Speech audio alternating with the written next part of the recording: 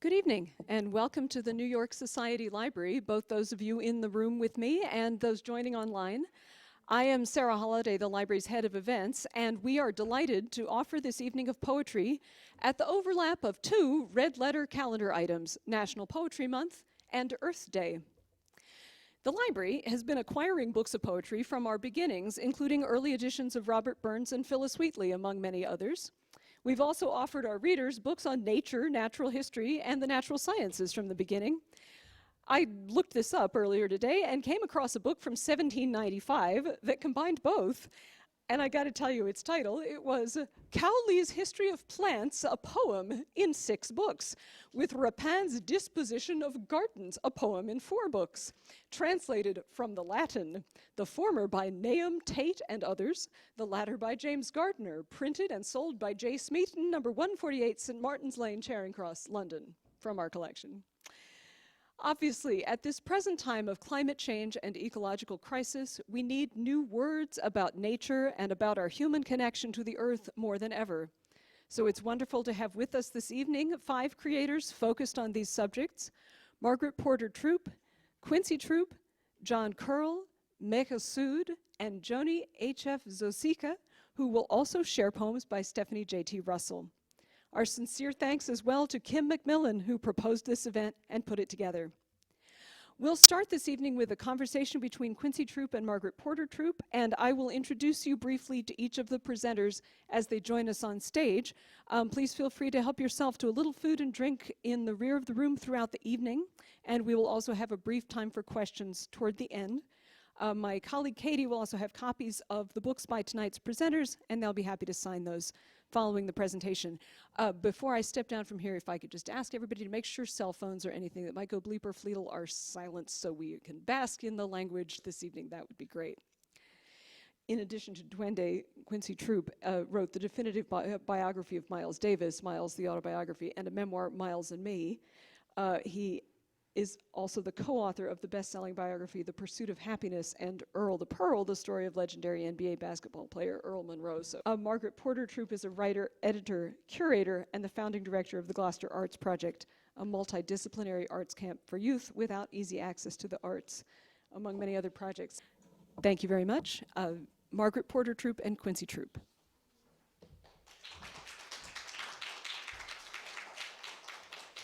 Good evening, everybody. Thank you all very much. Thank you, Megha Sood. Thank you, Kim McMillan, and thank you, Sarah, and the New York Society Library for inviting us here tonight. It's our pleasure and our honor to be here with you. My being an earth sign, today is a very, very special day for me, and also being married to a poet, so I am doubly humbled to be on this stage. So I thought that since this is billed as a salon, that we would have a little conversation about Quincy's writing process and his subject matter, what he chooses, how he chooses, and how current events, social events, climate change, climate, politics, whatever, affects what he writes, how he writes, his rhythms, et cetera, et cetera. So Quincy, having grown up in the Midwest, in Missouri, you've always told me about your fascination with weather, right? Can you talk a little bit about how growing up in the Midwest affected you in terms of how and what you write about, how you write and what you write about? Okay. I was born and raised in St. Louis, Missouri. And I should say that I never thought I was going to be a writer, although I read books because my mother always had books around the house. And so I always read books. But I never thought that I would end up doing this. I just never, because I was a basketball player. That's why I got, you see this little thing. and I have a knee replacement. And I've had it for 20-some years now, so it's going bad. And so I have to walk around with this little cane. And I heard it going up to dunk on somebody. and came down and hurt my knee. So, but I never thought that I would be a writer, like I said, but I always read books. And then I read a poem by Pablo Neruda. I didn't know who Pablo Neruda was, but I read this poem by Pablo Neruda, who was a Chilean poet, great poet, one of the great poets. And I read this poem, and it just absolutely just knocked me down. I never thought that a poet, I never thought about being, like I said, I never thought about being a poet, although I read all these books and everything. But I never thought about being a poet. So I immediately switched and started reading poetry. I started to read poetry. I went and got everything I could get by Pablo Neruda and started reading him, and he led to Garcia Lorca, and then Garcia Lorca mentioned Allen Ginsberg, and then I read Allen Ginsberg, and then it was one thing after another, one thing after another. I had already read James Baldwin and those people, but I never, like I said, I never thought about poetry. It's not something that I thought about. It wasn't something that entered my mind. But then I found out that I loved poetry. I just loved it because I had a lot of friends who were musicians, and it had the musicality in it.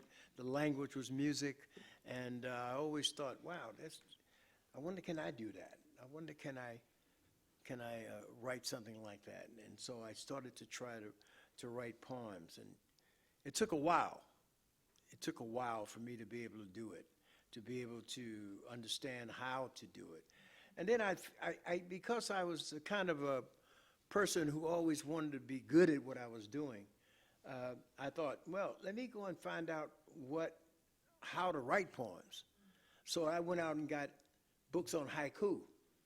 Then I bought books on sonnets, and so because I found out about sonnets and the forms and all that. So I went and did that, and then villanelles, and I learned how to write villanelles, and I would practice writing villanelles and sonnets and haikus, and then I said, that's really interesting, to be able to have these forms like that, to be able to write forms and be able to, not only that, but to try to master them, because at first you just can't master a sonnet or a sestina. You have to know what you're doing. You have to know what you're doing. And so I always wanted to know what I was doing. I always wanted to know what I was doing, and I always wanted to know how to do it. I didn't want to just be able to just write, just do it, And that's what led me to all of that, writing forms first. All these forms, I taught myself how to write all these forms. And then I got a little tired of doing that. So I said, let me free myself up and write some free verse. So I started writing free verse. And that's how I learned and taught myself to write poetry. First with forms, all these forms, and then free verse. So that's how I started. So what about content, though? I mean, you learned how to craft. What about the content of your work? What impacts what you write about? I didn't even think about content. I was just trying to get the form down first. I was trying to get the form correct. These many syllables in a line, this many syllables in a haiku is 575, 575, and then, like that. So I was trying to get the form down. And then after a while, I started thinking about content. I started thinking about content. Being from St. Louis, what is a St. Louis poem? What is it about St. Louis? I grew up in a place where it was tornadoes, always lurking. You know what I mean? Tornadoes were always lurking, and I was always looking out for tornadoes. And when a tornado came once and tore up half the block from where I lived on Ashland in North St. Louis, I heard that this tornado was coming. I always was fascinated by weather, so I heard that this tornado was coming. I said, a tornado? Where is it going to be? Where is it going to be? So my mother said, it's going to be over here. It's coming down this way. I said, really? So, and by that time, my mother had bought a house, and we were living in North St. Louis. So I'm in the basement looking out like this. I want to see a tornado. Now, that's crazy. I thought, that is really crazy. I want to see a tornado. But I didn't think about it being destructive. It wasn't going to get me. You know, it's going to get somebody else, you know. And all of a sudden, I heard this howling wind coming. And I'm in the house, and I'm in the basement, and I'm looking out, and I'm looking down the street, and half the block was gone. Just like that. Wham! It's just, you know. And I said, oh, my God. And I ducked down, and it scared me to death. You know what I mean? So when I came out after it was gone. The whole half a block down the street from where I live was gone. You know, just wiped out. And it didn't even get us. But it got the block down the street, and it killed some people I knew. It killed some of these people I knew in those houses. That taught me something. You don't ever want to be in a tornado. you don't ever want to be in a tornado. Never. I don't want to be in one. I don't want to be in one. And so that was the end of that fascination, you know, trying to find out what a tornado was, because I knew, you know. And but the whole idea of weather and all of that was fascinating to me. It always was. You know, it was just fascinating. You named a number of your books after weather. Yeah, I did. I did. I named some of my poems after weather phenomena. Yeah. Yeah. Yeah. Go ahead. Yeah. But anyway, why don't you tell us why you selected the poem that you're going to read tonight? Why did you select that poem to read? Okay. She always surprises me. I'm going to read this poem called Poem for Friends. Poem for Friends. And the reason I'm going to read this poem is, and since this is Earth, we're talking about the Earth, the poem starts off talking about the Earth. And it's an older poem, and it's about a 4 or 5 page long poem, 4 or 5 pages. So short kind of stanzas. And so I hope you can, listen to it with me. It's called Poem for Friends, for Calvin C. Herndon, who was a good friend of mine, a great writer who died, taught at Oberlin, and we got to be good friends. And it's called Poem for Friends. He really liked this poem. 1.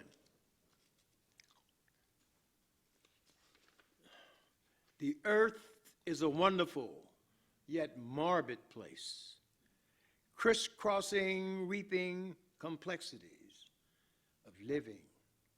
Seeking death, we go with footsteps that are either heavy or light, depending upon your weight, your substance. We go into light or darkness, depending upon the perception of your vision. We flounder, we climb, we trip, we fall. We call upon dead prophets then to help us. Yet they do not answer us. We hear instead the singing in the leaves, the waves of oceans pounding. We see sheer cliffs of mountains polished by storms, sculptured to God's perfection. We see the advancing age of technology, see soulless monsters eating up nature's perfections, hear wails and screams and sirens howling, but we hear no human voices calling here. We sit at the brink of chaos laughing. We idle away time when there is no time left to us. We jump out of airplanes with no parachutes. We praise the foul madmen of war. We are Pygmalions in love with cold, bleak stones, and Aphrodite is not here to save us. Seeking death, we come to origins, forks in the road of indecision, shaped like wishbones, and we go down unknown roads, seeking light in an ocean of pure darkness. 202. Journey, if you can, to the far poles of the world.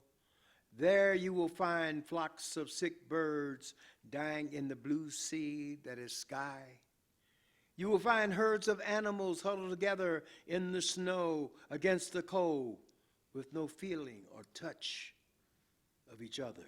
No knowledge, no love, dying in the fierce blow-torching cold, yet they gaze eagerly into seas of light, seeking darkness. 3. And the mind is so wide and wide again, so broad and deep again. For down we go so slow to find knowledge, sad songs of who we are. But go slow from here, from everywhere, offende. Go slow into sadness of who we are, who you are. Where we are, go. Where we are, go slow into slow dance of what you are.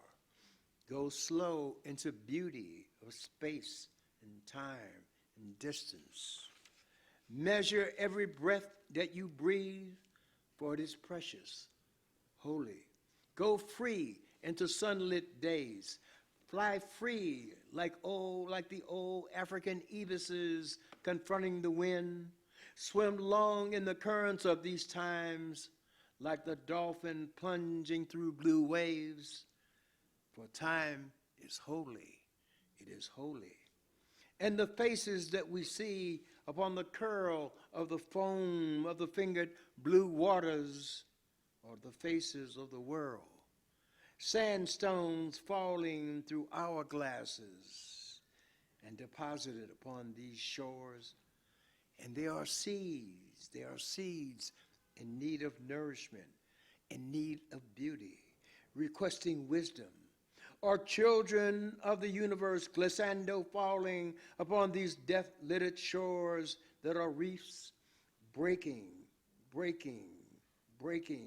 requesting wisdom, breaking, that are reefs, breaking, rapid waves, seaweeds that remind of varicose veins peeping up through the skin of these transparent shallows, churning red waters beating up against savage rocks spiked with bones surrounding these islands where all life buries itself under rocks and sand.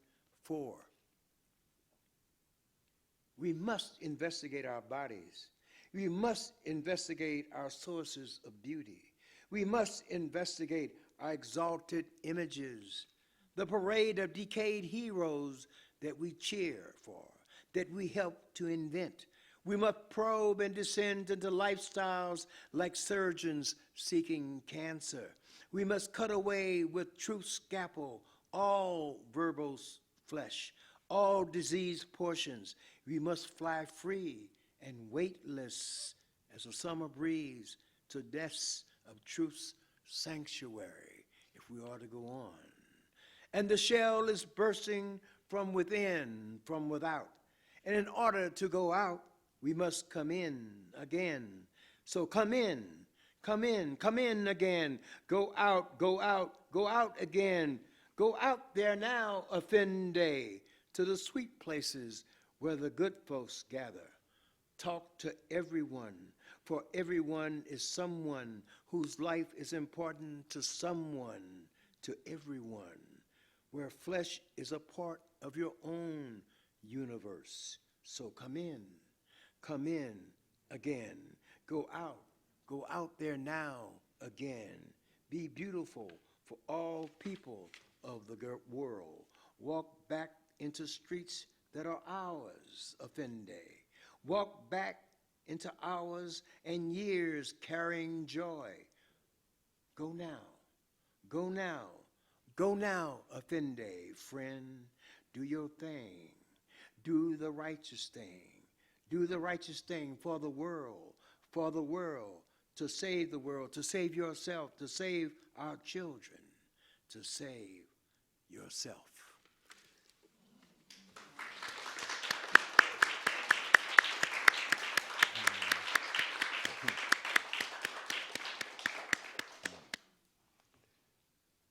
That was a mouthful.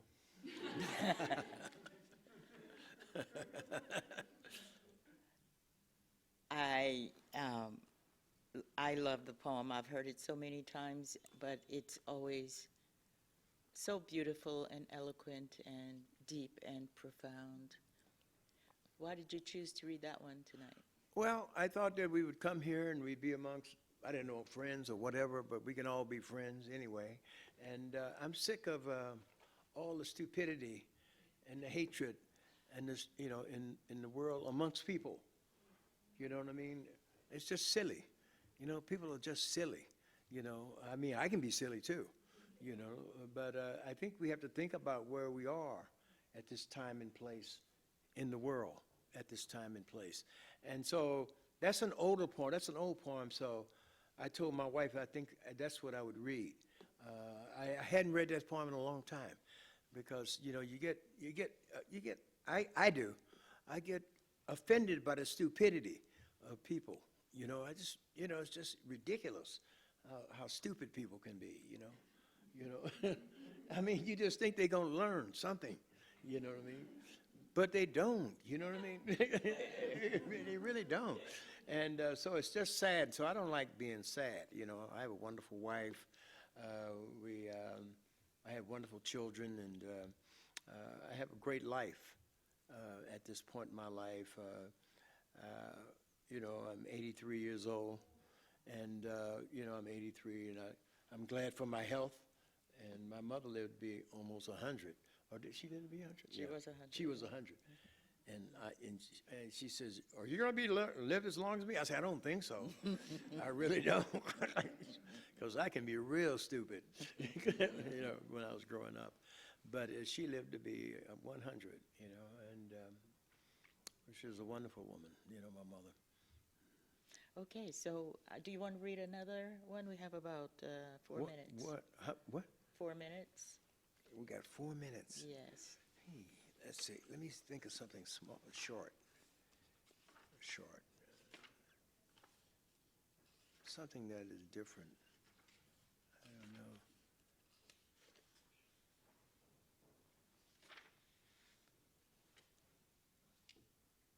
My father was a great baseball player. So, you know, I'm always talking about my mother, so I'm going to read this poem from my father, who was a great baseball player in the old Negro Leagues. And I grew up sitting in the dugout with Satchel Paige and Larry Doby and those people. And, you know, so I didn't know it then, but I felt now as I got older, I felt privileged to have known those people, you know, to have known Satchel Paige. And to really have known him, you know, and he'd be in the house, and he'd be in my house, come to my house, and you just don't know who, you know, when you're young, you just don't know how important people are, you know, because you think you're the only one that's important. You know what I mean? When you be little, you know what I mean? I want food, I want this, I want that, you know what I mean? You know, and then you find out, oh, that was Satchel Paige as you get older. Wow, why didn't I ask him something intelligent? You know what I mean? Why didn't I ask him something intelligent? So when I got to meet Miles Davis, who I always got to, he was always a hero of mine. And I said to him, so man, what you be thinking about? He said, none of your fucking business. That's just what he said. I felt stupid, you know what I mean? But I couldn't think of nothing to ask him, you know what I mean? You know, I couldn't think of anything to ask him. And then he just laughed. He just cracked up. He just thought that was the funniest thing. He said, oh, ask me anything, whatever. Yeah. And we got to be tight, you know. He loved my wife, and, you know, we were so tight. And he was such a great musician, and such, you know, in a lot of ways. He taught me a lot. He really did. So let me read this poem from my father, and then you can ask some questions. I don't know what else to do. Poem from my father. Father, it was an honor to be there in the dugout with you. The glory of great black men swinging their lives as bats at tiny white balls burning in at unbelievable speeds, riding up and in and out, a curve breaking down wicked, like a ball falling off a high table, moving away, snaking down, screwing its stitched magic in the chittering circuit air, its comma seam spinning toward breakdown. dipping like a hipster, bebopping a knee-deep stride in the Charlie Parker 40s, wrist curling like a swan's neck behind a slick black back, cupping an invisible ball of dreams. And you there, father, regal as an African Aboa man, sculpted out of wood from a sacred tree of no name, no place origin, thick roots branching down into Cherokee and someplace else lost way back in Africa. The sap running dry, crossing from North Carolina into Georgia. Inside Grandmother Mary's womb, who is your mother, and had you there in the violence of that red soil. Ink blotted news, gone now into blood and bone graves of American blues, sponging up Rococo. Truth long gone as dinosaurs. The aged orange landscape of former names, absent of African polysyllables. Dry husk consonants there now, in their place, names flat as polluted rivers. And that guitar string smile, always snaking across some virulent American redneck's face. Scorching like atomic heat, mushrooming over Nagasaki and Hiroshima, the fever blistered shadows of it all, inked as body etchings into sizzled concrete. But you there, father, through it all, a yardbird solo, riffing on bat and ball glory, breaking down all fabricated myths of white major league legends of who was better than who, beating them at their own crap game with killer bats as Bud Powell swung his silence into beauty of a Josh Gibson home run, skittering across piano keys of bleachers, shattering all manufactured legends up there in lights, struck out white knights on the risky edge of amazement, the miraculous truth slipping through, steeped and disguised in the blues, confluencing like the point at the cross when a fastball hides itself up in a shimmying slider curve, breaking down and away in a wicked sly grin, curved and broke down like the back of an ass-scratching Uncle Tom, who, like old Satchel Paige, delivering his famed hesitation pitch before coming back with a hard, high, fast one, rising, is sometimes slicker, slipping and sliding and quicker than a professional hitman. The deadliness of it all, the sudden strike, like that of the brown bummer's short crossing right, or the hook of Sugar Ray Robinson's lightning cobra bite. And you there, father, yes, through it all, catching rhythms of China Pozo balls, drumming like Cuban conga beats into your catcher's mitt, hard and fast as cool Papa Bell, jumping into bed before the lights went out of the old Negro baseball league. A promise you were, father, a harbinger, a shockwave, wave, soon come, soon come, soon come.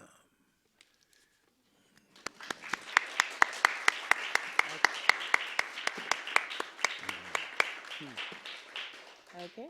Okay. Thank you very much. That was wonderful. That was one, okay. Yeah. Are we gonna have questions or what?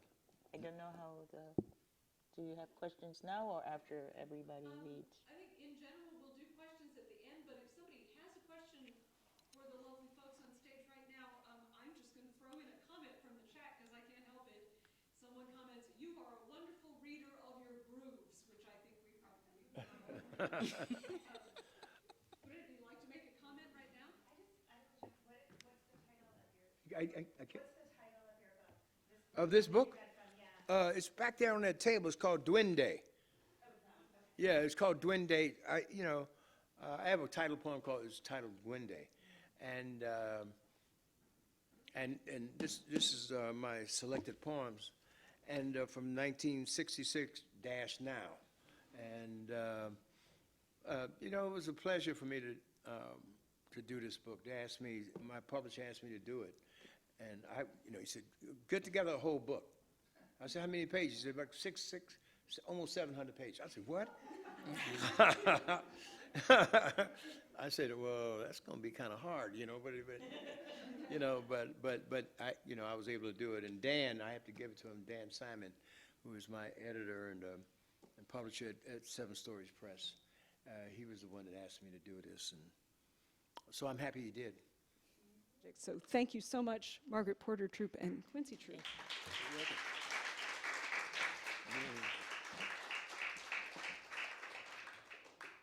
Shall we move? Yes. Whenever convenient. That's Yeah. great. Yes. And it's They're no going to have rush. a reading. Huh? Other people are Okay, I don't mind. I ain't trying to hog nothing. Thank you so much. So I'm happy now to introduce John Curl, the author of 12 books of poetry, including Revolutionary Alchemy and Yoga Sutras of Fidel Castro. He's also published in numerous anthologies and magazines and translated from Inca, Maya, and Aztec poets. He's also written fiction, historical works, and memoirs. He's a member of the Revolutionary Poets Brigade of San Francisco and co-editor of their anthologies. His latest poetry collection is Rainbow Weather, published by Vagabond Books in 2022, and that's for sale in the back, as is Duende by Mr. Troupe. So now, John Curl.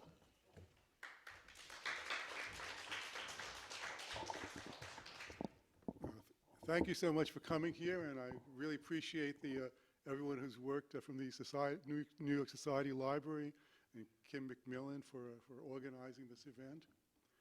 And such a day for Earth Day 2023, I'm going to read a few things from my new book, Rainbow Weather, Poems for Environmental Healing. Something wrong. Something is very wrong. The chemical smells, sick plants, dying birds and insects.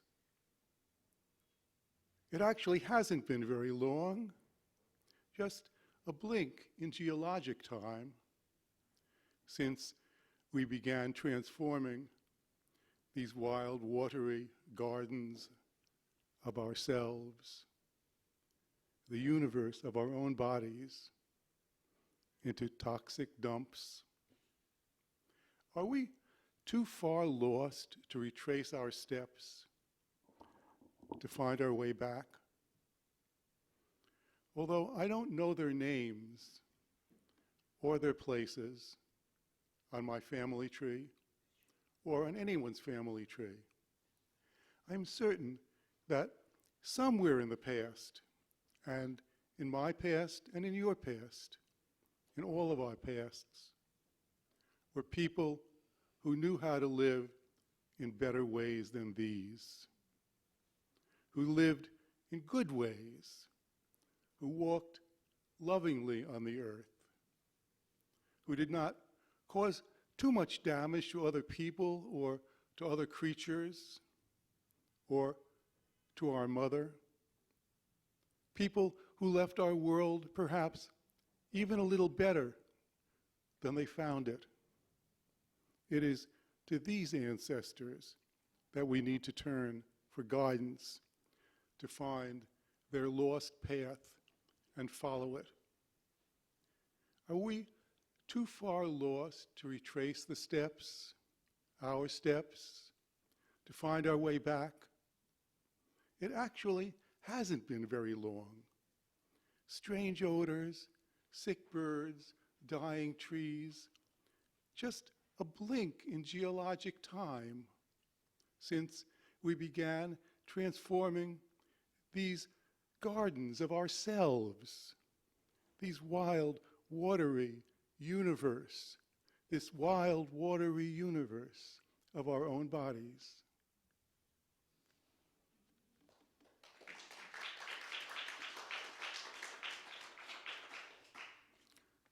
Cloud castles. After all this blood, here we are, still torn in this crisis of destruction and delusion. At a time like this, how can we even think of celebration?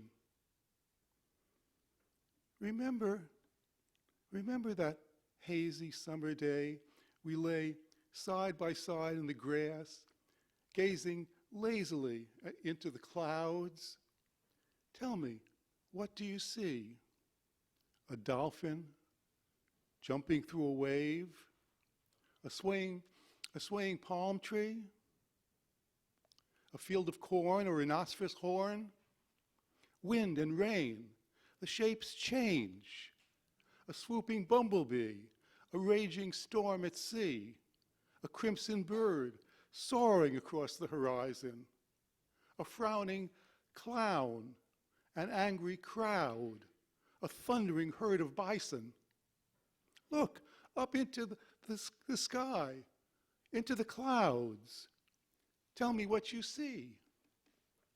Grim masks in crowded dungeons, prisoners whispering forbidden thoughts, forever unfinished, midwives hugging bleeding infants, orphans holding endless wakes, widows seizing desperate moments, windows shattering lost childhoods, concrete collapsing bridges and dams, toxic water gushing through neighborhoods, broken priests torturing war dogs, just everyday terror and plunder, boys murdering men, murdering women, forests bleeding, animals fleeing, all the great-grandchildren scream, the gangster banker regime, the loathsome empire's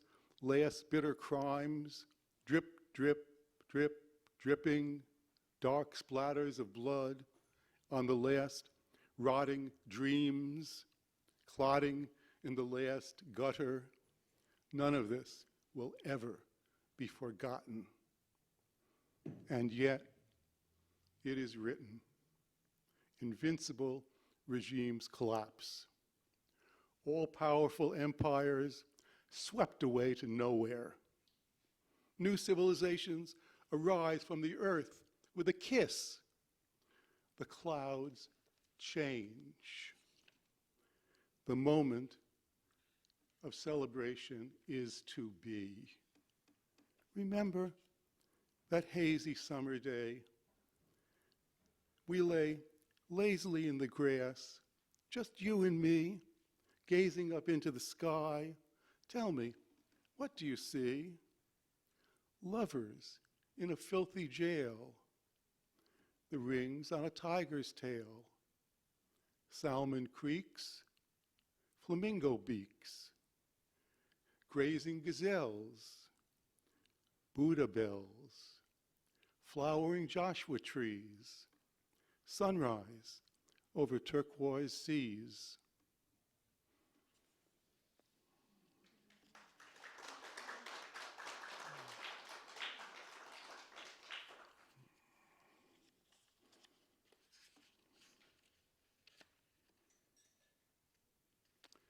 Raindrops. Rain is alive. Rain is life. We living things, all of us, we are water droplets. Consciousness is a form of water. We are children of the morning dew. Vapor rising from the sea, clouds of vapor drifting toward land. Listen to the rain drench the suffering city streets.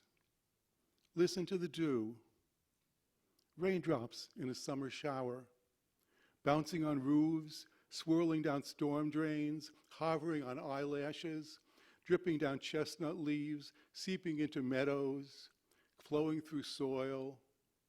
Snowflakes drifting through cumulus clouds, floating into children's faces, blowing against tree trunks, piling into drifts, perfect, unique crystals, coating star maple branches, rabbit burrows, cranberry bogs. Listen to the snow cover the hills. Listen to the clouds. Listen to the waterfalls. Listen to the waves endlessly splashing.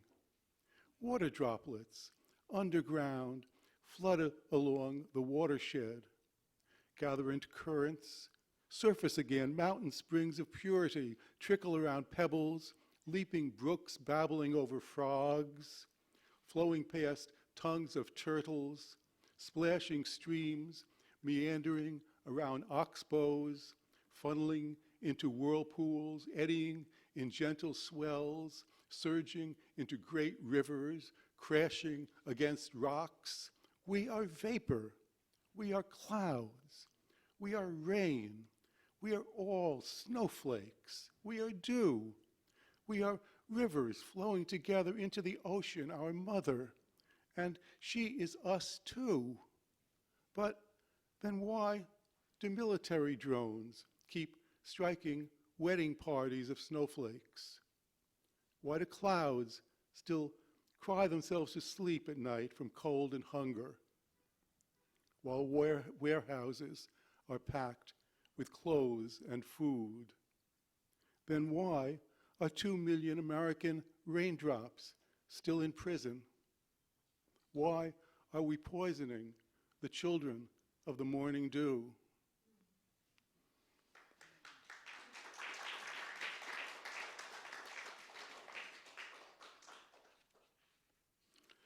Slide deep.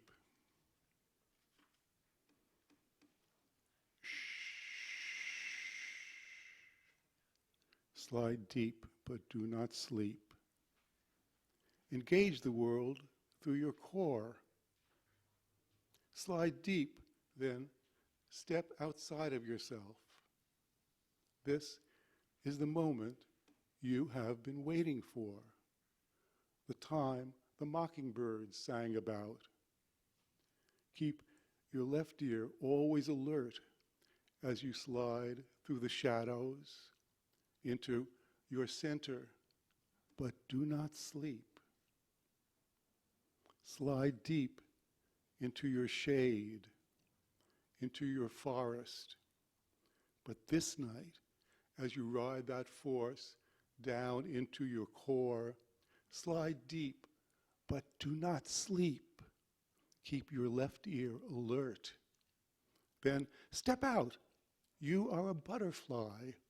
Flutter the mist from your wings. Come to me, fly to me through the pain, a light on my shoulder. Poison has merged into the perfect water. All we have ever loved, past and present, are at risk.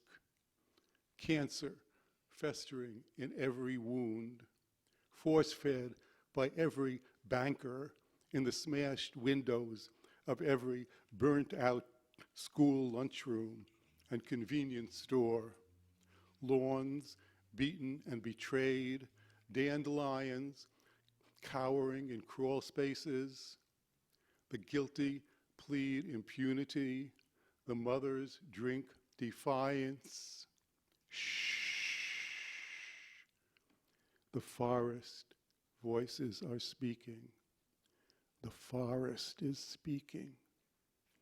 Feel that thunder streaming outward from your center in ever widening circles through the places of your childhood, your neighborhood. That energy of love, that force that ties us all together. All the rooms you've ever cared about, engulfing those dear ones in ever-widening circles of family, friends, workmates, pets, plants, rocks, trees, the living, and those who have journeyed on. Crawl with me into this cozy space under this ancient oak tree, surrounded by these roots.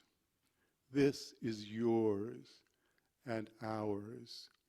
This is your habitat, your only home.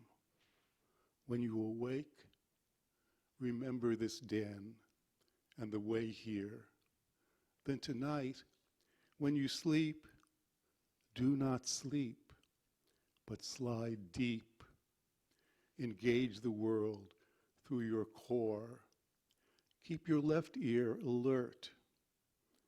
Do not sleep, but slide deep. Then Step out of yourself. Fly to me through the pain, butterfly. A light on my shoulder. Return with me to your den. Shh. The forest voices are speaking. The forest voices are listening. The forest is listening.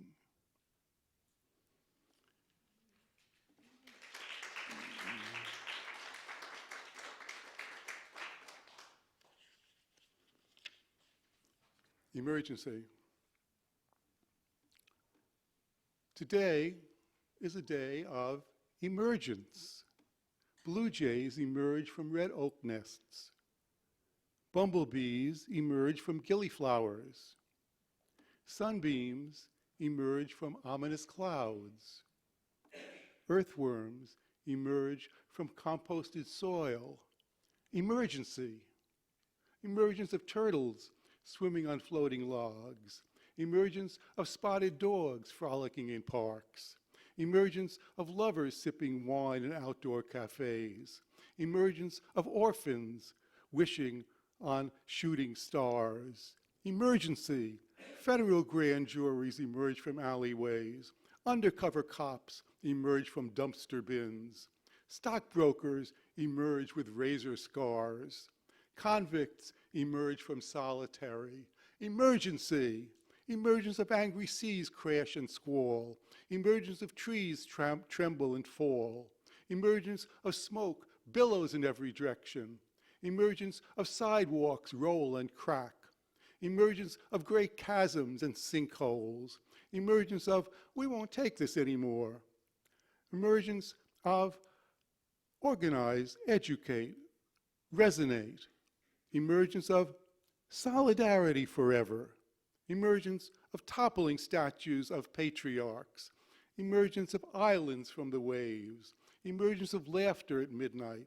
Emergence of dismantle the chain fences. Emergence of bankers crying like babies. Emergence of babies dreaming of paradise. Emergence of another glorious day of emergence.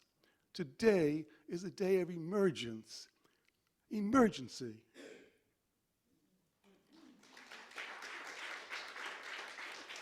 And then I'm going to finish my reading today with a poem called Conjuring Realignment. Here we are in this blindsided alley of dying and living, in these rasping gasps of what they flatteringly call civilization. Lucky us. We've reached it in our lifetimes, hurtling off the vertiginous cliff of destiny. They've been desecrating our sweet world and abusing each other ever since the human psyche began. They are hopeless. So why bother? Why even bother to write this poem? Who cares about a poem in a time of civilization collapse? Lo, the circle is drawn around us. The candle is lit. The power of water enters inside.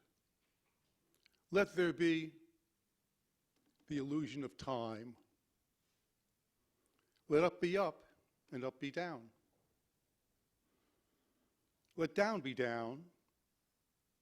Let down be up. In this time of civilization collapse, unleash the powers in ancient sounds, in ancient words, ancient runes. Unleash the power in ancient spells, incantations, invocations, divinations, conjugations. Now is the ancient boiling point. Now is the ancient breaking point. Now is the ancient flashpoint of rebellion Dark forces, be gone. Out. Return to darkness. Be gone, all negative energy. Dark forces, gone.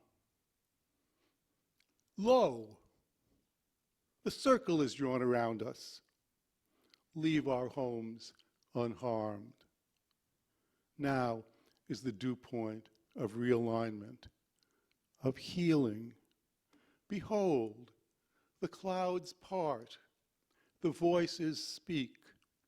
This does not belong to you. This is our great-grandchildren's ocean. These are their forests, their homes, their streets, their food, their flowers. Dark forces, be gone. Out. Return to darkness. Let there be sharing. Let there be shining. Let there be luminescence. Thank you.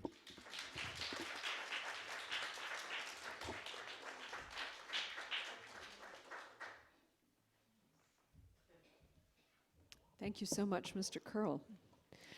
Our next reader, Megha Sood, is a Pushcart-nominated award-winning poet, editor, author, and literary activist.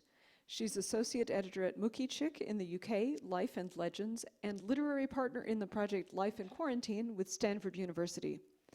Her works have been featured in many journals and reviews, and she is the co-editor of anthologies, including the Medusa Project, which has been selected as a digital payload to be sent to the moon in 2023 as part of the historic Lunar Codex Project, and we can't all boast about that one, can we? Ms. Sood's performing venues include New York Poetry Festival, Patterson Poetry Festival, New Yorican Cafe, and many more. Megha Sood.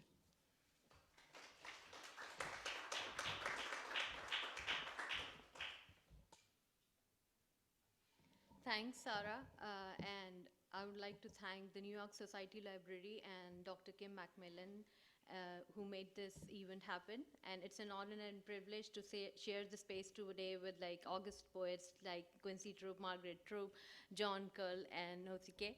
And today I'm going to be reading a few poems of mine, which talks about the way the earth has been our muse and how the earth kept on, rekindling that hope during the pandemic, where we were living in the bleak sense of the hope, and where we are living in our own gardens of reality and in our own islands of isolation.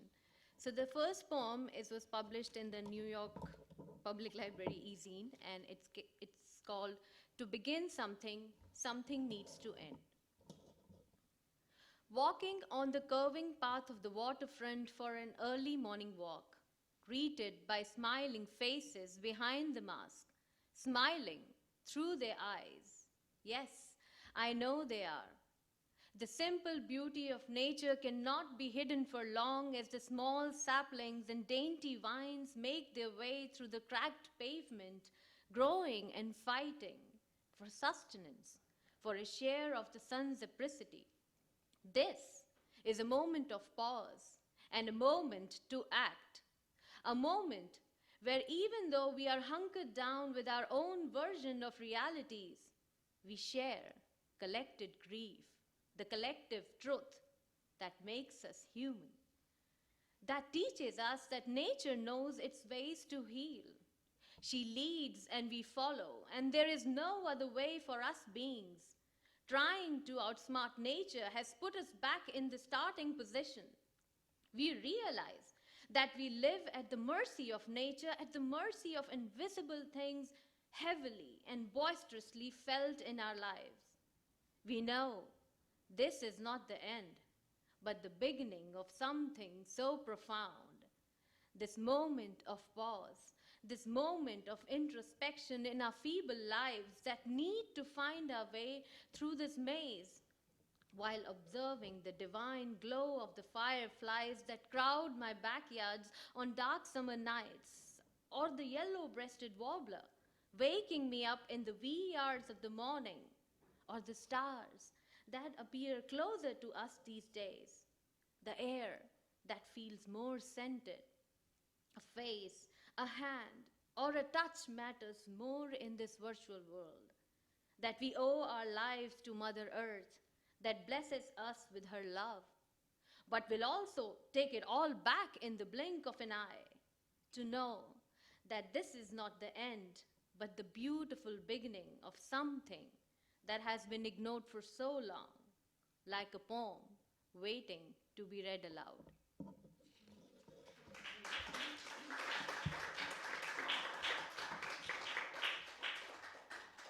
The next is called Trails of Kindness, and it was published in the Pen Women blog by National League of American Pen Women, and it was also part of a public exhibit. Trails of Kindness. I count the years as I walk past the tree lining my courtyard, counting them one by one neatly on my soft, supple fingers. The mighty oak has weathered worse and still nests sparrows. The jasmine tree, whose flower-laden shoots smile through their fragrant arms, waves me goodbyes, their warm presence deeply carried by the northern winds. Even with a slight opening in my kitchen window, they can make their presence felt.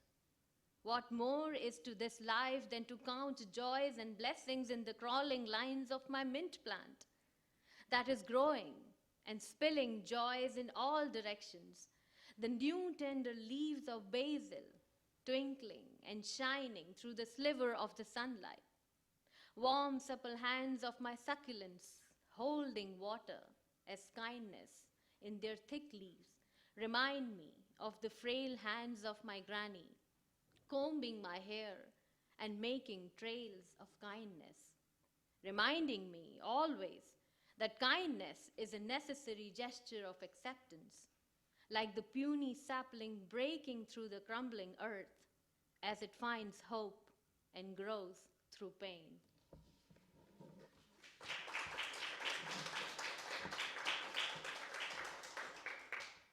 The next poem is called The Mother of the Forest, and I wrote this poem based on the news of 2,000 years old redwoods which survived the California wildfires in 2020. And this was published in a UK-based anthology called Earth, a Place Worth Fighting For, and it was honored that we received the letter of appreciation from Sir David Attenborough. So this is called Mother of the Forest. My fruitless attempt to find the center of this compounding loneliness has left me with an incessant feeling, a feeling that took refuge in me, filling me with incongruous thoughts. What lies beyond the cerulean truth, a gaping mouth of the burnt skies that bleeds at the horizon, choked by the thick cumulus of a blazing inferno? How we are drawn towards the center of everything when the eye of the storm is pressed on us. How can we feel the pain buried in the charred remnants of those tall redwoods, as they stand witness to the clawing grief of the earth licking its burnished wounds, leaving the suppurating skin, hiding the claws of the hunter's knife on its naked sin, rebuking that false sense of ownership, those tall giants standing for eons, witnessing the grief of those around, the brown mesh of roots clawing at the earth, the mere touch of Gaia, a touch of sustenance, succumb to the blazing inferno, a rage consuming everything in its way, adorning the scars as the victory marks for survival, damaged mardons, oaks, firs, those gentle giants reset among the charred remains, soft eyes sparkling with dreams, wandering to rest in their tall shadows, thinking about how sometimes even giants show mercy and give shade to saplings growing in their shade. How nature teaches us resilience in more ways than you can ever imagine. A comforting fact that the forest is not gone, but will regrow.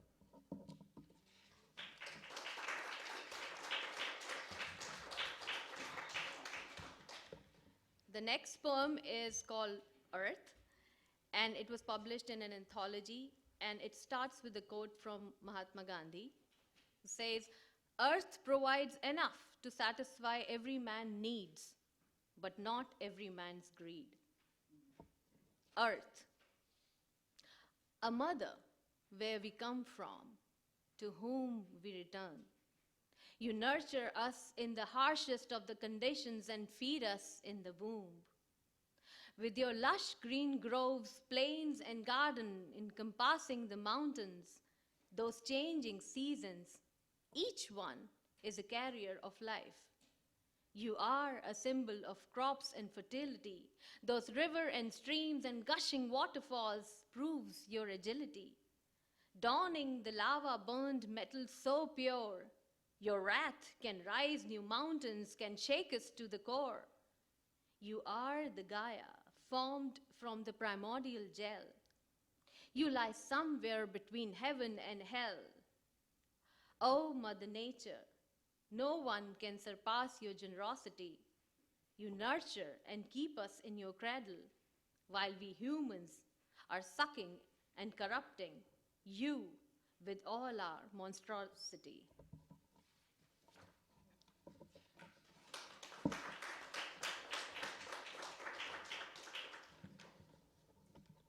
The next poem is called "What Do Ants Teach Us?" And I want to highlight that every small thing in this nature is there to teach us a lesson.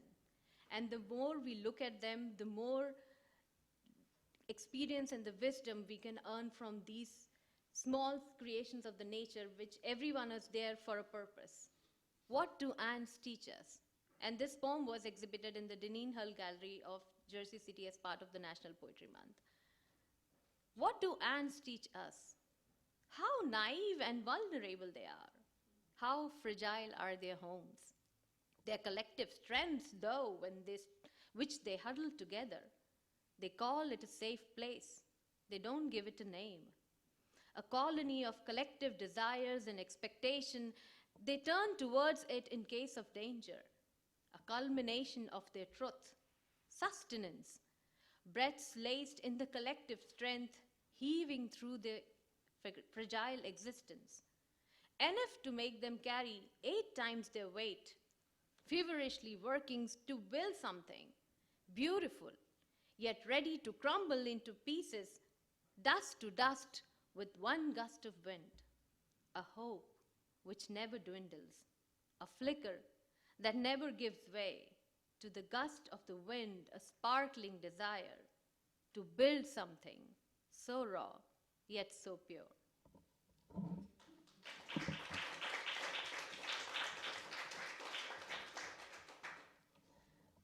I'm going to be reading 2 more poems, and this is from my full-length collection, which is out there for the sale, and it's called My Body Lives Like a Thread.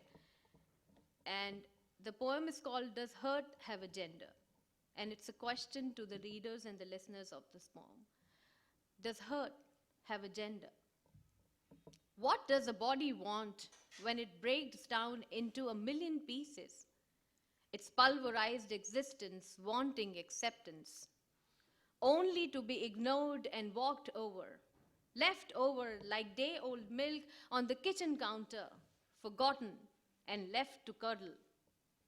Why do we keep numbing the sharp pain, the knotted lamentation caught in our hungry mouths, that cuts our soul both ways and leaves us to bleed in this world, profused with sweat and blood, a moment indescribable, leaking and soaking the ridges of the curbside, hair, the thickness of your blood, its viscosity, and the gravitas of your speech depends on the color of your skin, a pain untenable, an insurmountable pain rising in my mouth, a dichotomy between pain and acceptance, a desire abominable.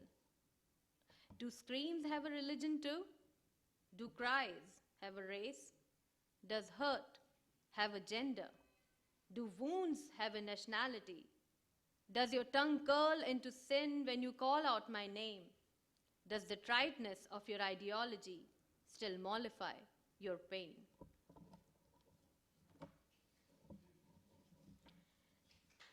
Thank you. and I'm going to close my reading with a poem called We All Rise Out of Love.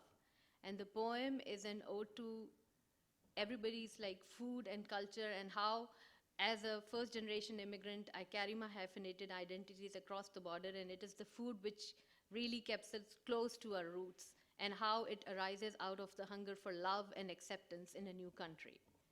We all rise out of love. My tongue twists and turns trying to fit the cookie cutter in the land unknown.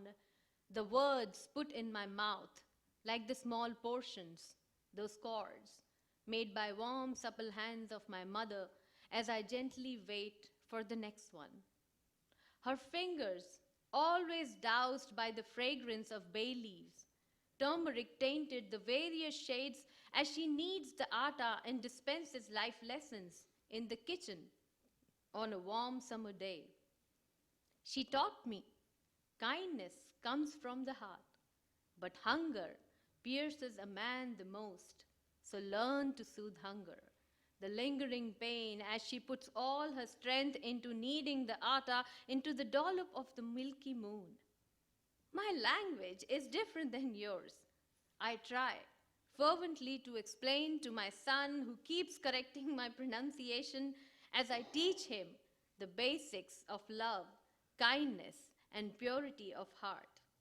Sometimes I wonder how this world, marred and demarcated by the boundaries, those twisted pronunciations, would look beautifully kneaded together, like the lump of moon sitting in the copper-clad vessel of my mother, waiting to rise out of warmth. Thank you so much, everyone, for listening.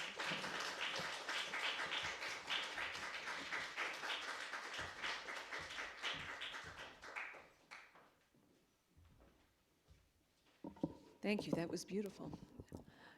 Our final reader this evening is Joanie HF Zosike, who won an Edward Albee Fellowship for her play Inside, a grant from the Foundation for Jewish Culture for the play And Then the Heavens Closed, and the 2019 Sarah Patton Poetry Award from the Writers Hotel.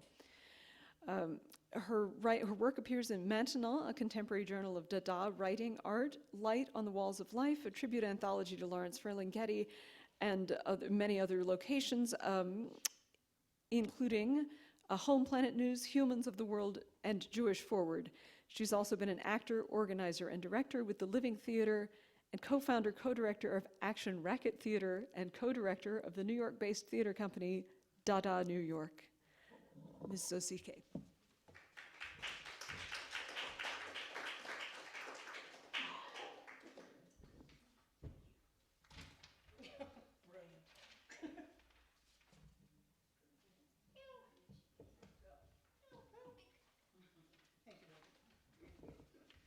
Always got to make an entrance, you know, especially. Okay. I am reading for my beloved dear friend, Stephanie J.T. Russell. And hello, Stephanie, and hello, Danielle. And so what I'm going to do is read her poetry and my poetry in conversation, which she and I have been in conversation for more decades than either of us would care to admit to. And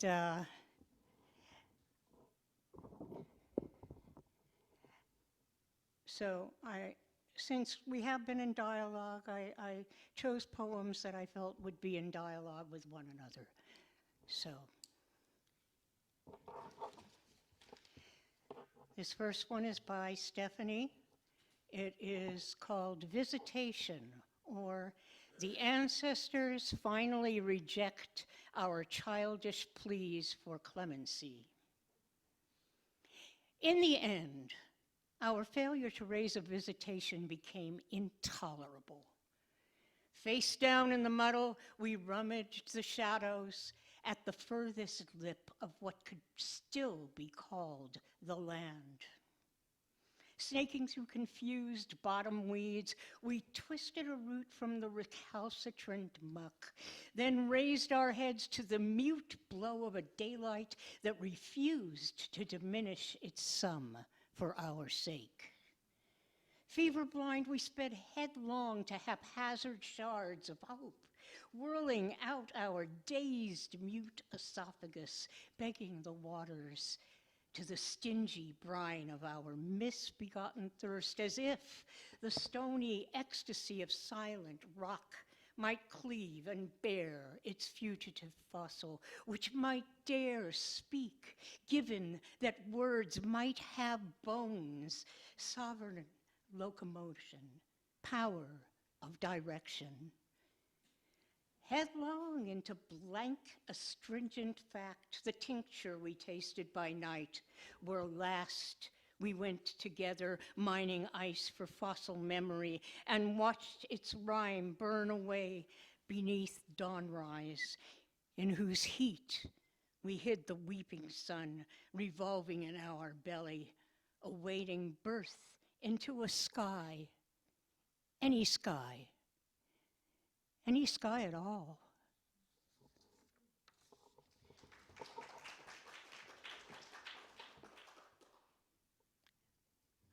It's such a great pleasure to read Pina's work. We call her Pina. We in the inner circle. So I forgot to thank Dr. Kim McMillan, and to thank Sarah, and also to thank this lovely venue, space, library, which is just a wonder to behold. It's really an honor to be here with these poets and with you, this audience. This is my response to Pina's first poem. It's called Oceanic. Cliffs tremble and fall into coral reef-depleted seas. A slice of my face, removed by a shark-skin tail, plunges deep into the ocean, scraping the seabed. It careens toward rarely visited thought bubbles. My face slice in ocean descent contains a smidgen of nose, able to detect aromas in moist brown fields, bouquets of cow farts passed without hubris or guilt, random gifts of nature. Greenhouse emissions are another kind of bovine creature, bellicose, ubiquitous. I smell them in the depths. It's hard to fool cilia. They can easily detect poor air quality from 10,935 meters below. Far beneath the horizon, ozone exudes, lungs explode in tepid water. Atavistic, unctuous sharks smile as they hurry into the miasma to congregate in autonomous revolutionary cells outside sapient peripheral nerve barriers. Brave new creatures prepare maritime auto-da-fe with a side of glee. Deep beneath the seafloor, there are cracks waiting to be explored where life could rise up like some green child to event sagas of sunken monarchies. He cries, "Rise up, oceans, rebel! Unite, sky and rock! Make destruction lie down neatly in unmapped corners so Earth may resolve conflicts far more worthy than who owns this or that blotch or what color one's scales are. Life is indomitable, sure of itself, self-healing, does not suffer any of myriad ailments that plague so-called higher beings. Sharks innately know it's just a fin away."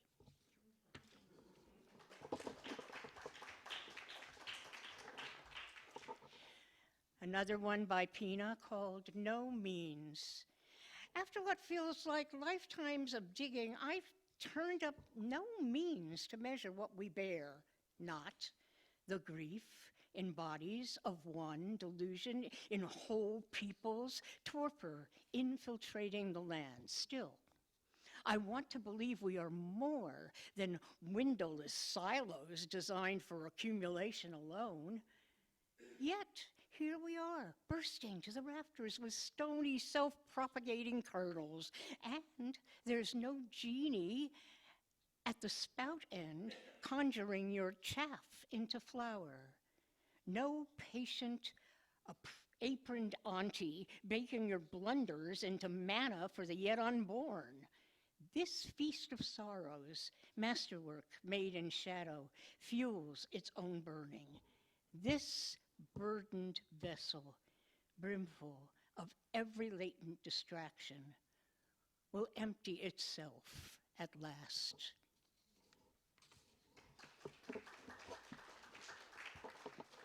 In the 90s, I wrote a performance piece, a one-woman show called At Last, oh, no, what was it? What did I call that show?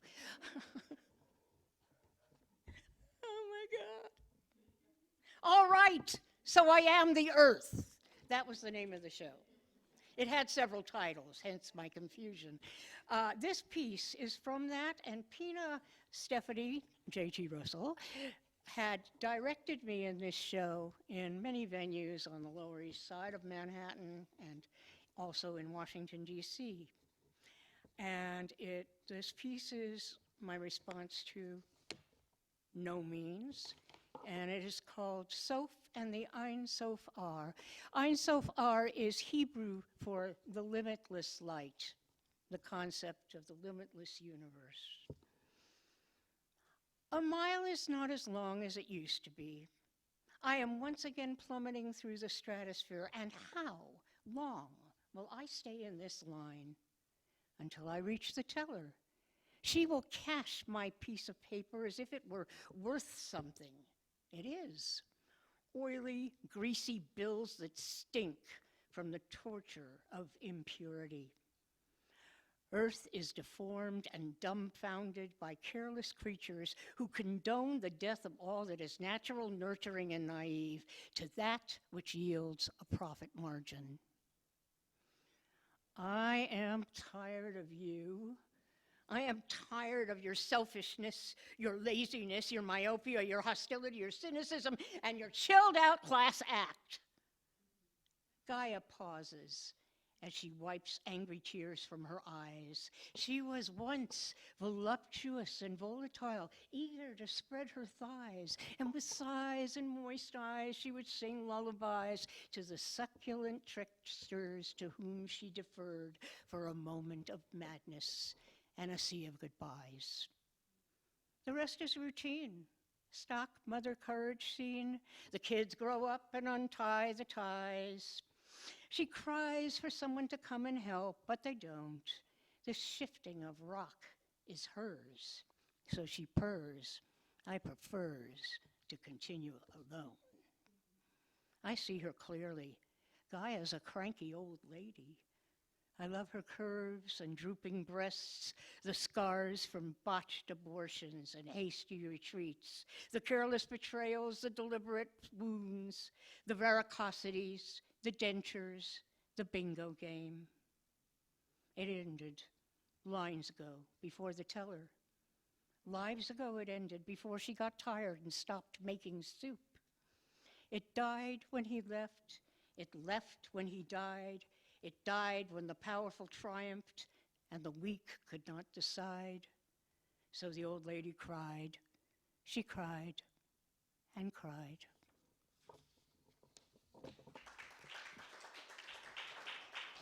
Thank you. How are we doing for time? I have a long poem from Pina that I would like to read and one short poem by myself. So that's like 6 moments of your life. I can also cut one. What are you guys up for? I don't want to burden you. But once you get me up here, although I'll shake all the way up here, once I'm up here, forget about it. Okay, I want to make this good for you. Okay, this is called The Wake of We. And this is This is Pina's, oh my God, could somebody just hand me that water? Yeah, thank you so much. This poem is called The Wake of We. It's by Stephanie J.T. Russell. It is one of her favorite old poems that she wrote. This goes back a ways in her life. And it is something, you know, we all have our families that we pull together, our families that we were born into, and our families that we choose. And this is about both of those families. The Wake of We, a going concern. For what little it's worth now, we might as well be a boat full of grasses beached on a highway. Not the first time we'd have found ourselves in the wrong vehicle at the right nominal event. Or mistaken for something else entirely. Yet here we are, believing there's room enough in what's left of land between us and sky to contain the end we've always been becoming. So we push on through the last inch of night, through sand reed and rust to planks of dune, parting us from the sea. Wading into the bull pines at dawn, the young ones got here early, chose pine stalks fallen on the duff mat, then hauled them back to the beachhead to stack crosswise for our incineration. Watching us waft in like dawn light, they know it is right to give us something to do. So we take our weightless fingers into the sedge and scavenge kindling, hunched over heaps of switchgrass, blazing star wildest rye. We gladly remember we're dead because we can. We can hear the drinking's begun, hours before it's time to light the pyre. And what else should we expect? It's no secret that too much whiskey clings to its place in the chain of inevitabilities. At junctions of dread and hilarity, it's only natural to drown the hiss of our particles evanescing into the shoals. And if a punch or two is thrown, it's done in the name of something at best like love, or at worst, kinship, because we've never not known we'd end up here together, settled by the hearth of our collective going concern. When ancestors shrouding our deathbeds gave no windbreak from the storm that's already come, we knew we'd find each other again. One last time, we mourn the genome binding us to men, convinced that cosmic cinders molt from their thumb tips, and women whose eyes are a trousseau of forests no one else may enter. At this distance from them, from everything I thought I was, believed you were, there's nothing left but the nourishing confection of emptiness unraveling before us. I am glad to watch the world collapsing within my useless heart. Birds alight our hands, tidal pools birth one-celled cities by our feet. It is almost too beautiful, almost too right. Even so, I cannot forget the mongrel breath of unguentine and cigarettes at the Holiday Inn, where Francis threw himself free of it all from the 7th-story rooftop back in '81. But this time, my visual grammar parses that deadly flight as if he might have landed after all, whole as a newborn eggshell.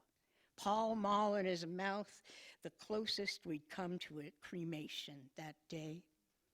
And here he is now, tucking phantom twigs into the settee in his fastidious way, drawling something like, better be late to my own funeral than not show up at all.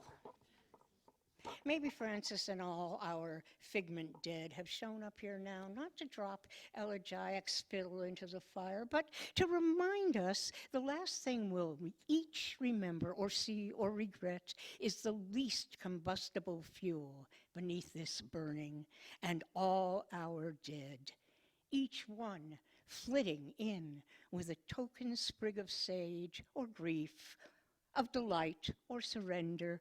Agree it's time to kindle the tree bones, time for the young ones to help us mount the wood pile.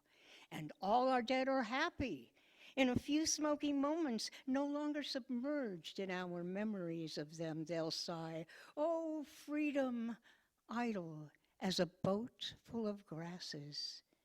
The young ones are unsurprised by how little remains of us in the end, yet handed a jar the size of a soda bread from the day-old bakery shelf, they weep to find we weigh much more than they'd ever dare imagine. Weight the sums of yearning, heft the kilos of undoing, hectograms of ecstasy, tonnage of walk, sleep, talk, wait. At last, it is done. They have carried us beyond the wake of we.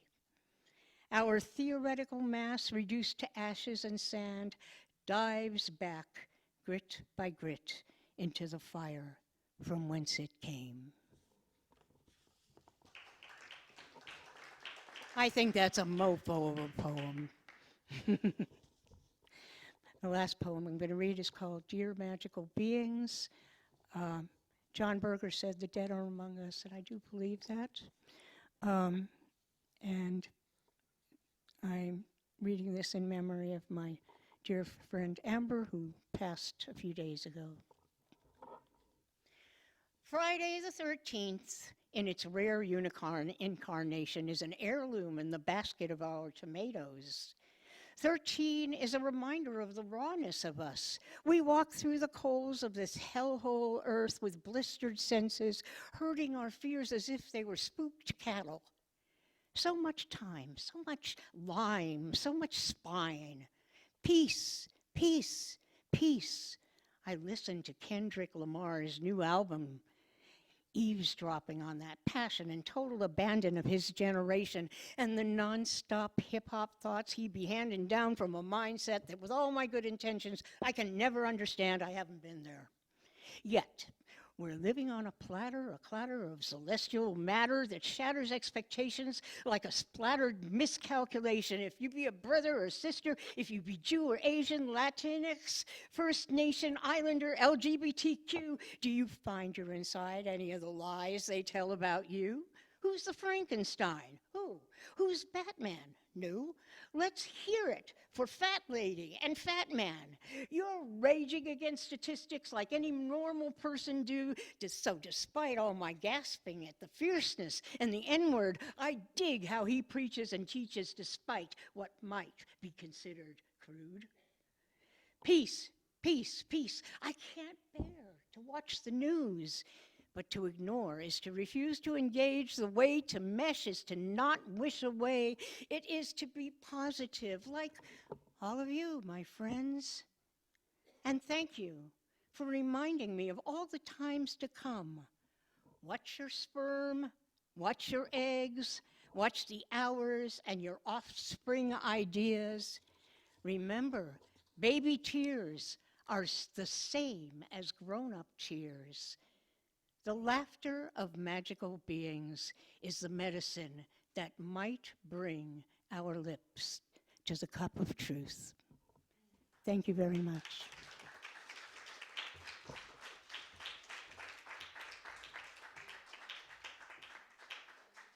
Can we have another round of applause for all of you?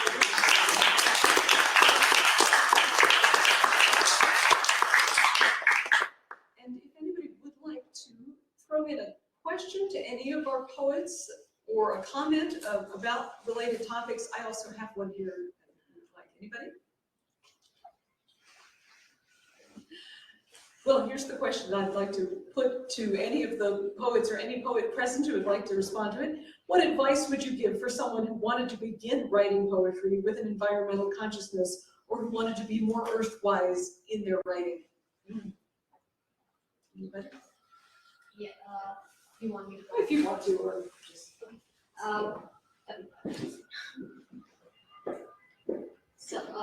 Thank you for asking the question. So, I would like to say that, everyone as a poet or as a creative artist, they have their own muse. And we all know that Earth is the biggest muse to us, right? So as a creative artist, whether it's literary or performance art or creative art, whenever we has like we face the creative artist block or a writer's block, as they say, you go out and you walk on the waterfront or in the forest or in the garden, and then all those, all the beautiful sights that nature offers us, and it brings back all the beautiful emotions inside you, right? So then we owe this to the earth, and we owe this to the Gaia, and we as a literary artist and as a custodians for the nature, we owe that we not only have to, aware ourselves of the issues that the earth is facing in terms of global climate change and rising temperature and all that, because it's also affecting the mankind. Because when we have like floods and droughts, and it causes the poverty and displacement and everything comes along with it. So I think that not only as a poet, as an activist, and as a creative writer, it's our responsibility to not only sustain this for us, but also for the future generations. And we hold this responsibility as a creative artist. And I think anyone who wants to pursue writing or pursue poetry, it's natural to us. There's no special qualification to be a poet, because it's being vulnerable. Poetry or writing is a very vulnerable form of expressions, because to share your emotions with the rest of the world and to open for their judgment, I think it's a very courageous act of as an artist that we are doing. But we have to do it with kindness, and we also have to accept kindness from other people. And if we do that, I think all of us sitting us here in the audience, they also have the capability to be a poet and write about it. So you start from there and you do with your passion, and it will catch fire and burn. Thank you so much. Okay, I'm going to just speak from here. You guys can hear me? Yes. Yeah, I would like to speak to that, because I would say, if you want to write poetry, read poetry. Read poetry and hang with writers and write with writers and spend time with writers and go to readings. Everybody in this room has a voice, and you can articulate your feelings and your thoughts. Don't be embarrassed. Get feedback and read. And as to the earth, well, she's in big trouble, we know that. So everything that we can possibly do in every moment of our life to gather our forces together. We're not going to save the world. The world will save us. She's going to kick us right off if we don't get our act together. It's true.